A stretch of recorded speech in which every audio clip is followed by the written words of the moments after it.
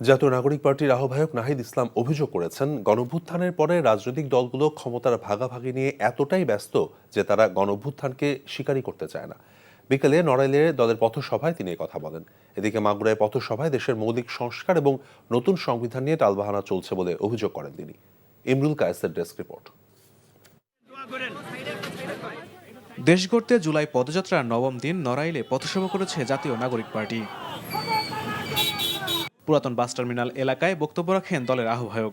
বলেন, একটি বৈষম্যহীন সমৃদ্ধশালী গণতান্ত্রিক বাংলাদেশ গঠনের জন্যই গণঅভ্যুত্থান হয়েছিল। নতুন বাংলাদেশ গড়ার সংগ্রামে দেশবাসীর সহযোগিতা চান তিনি। আমরা সেই তরুণেরা যারা কখনো আপোষ করিনি, যারা কখনো লোভ করিনি, আমরা সর্বদা দেশের মানুষের জন্য, আপনার অধিকারের জন্য আমরা কাজ করেছি। আমরা সামনেও কাজ করে যেতে চাই। আমরা চাই আপনারা আমাদের উপরে গণঅভ্যুত্থানের সময় যে আস্থা রেখেছিলেন, আপনারা আমাদের উপর আবারও আস্থা রাখুন। খবর পেয়েছি এ সময় নাগরিক পার্টির দক্ষিণাঞ্চলের মুখ্য সংগঠক হাসনাত আবদুল্লাহ, উত্তরাঞ্চলের মুখ্য সংগঠক শারজিস আলম, মুখ্য সমন্বয়ক নাসিরউদ্দিন পাটোয়ারী সহ অনেকে বক্তব্য রাখেন। এর আগে মাগুরায় গণঅভ্যুত্থানের আকাঙ্ক্ষা জুলাই সনদ উল্লেখ করে নাহিদ ইসলাম বলেন, দেশের মৌলিক সংস্কার ও নতুন সংবিধান নিয়ে টালবাহানা চলছে। নতুন বাংলাদেশ গড়তে ফ্যাসিজমের সঙ্গে জড়িতদের বিচার দাবি করেন তিনি। আমাদের দেশটাকে করতে হবে।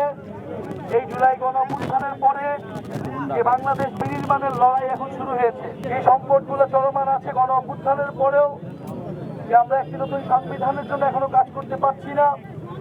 দেশের মৌলিক সংস্কারের জুলাই সনদ নিয়ে এখনো টালবাহানা চলতেছে। আমরা মাগুরাবাসীকে বলতে চাই, আপনারা সোচ্চার হন। দুপুরে শহরের বায়নামোড় থেকে পদযাত্রা শুরু হয়ে বিভিন্ন সড়ক প্রদক্ষিণ করে। এ সময় জুলাই আগস্টে হতাহত পরিবারের সদস্যদের সাথে কথা বলেন এনসিপির নেতারা। Imrul Kayes, NTV news desk. Bundle থাকলে প্রতি সেনমানিতে টাকা বাঁচবে। বিকাশ সেনমানি বান্ডেল কিনে জিতুন প্রতি লেনদেনে।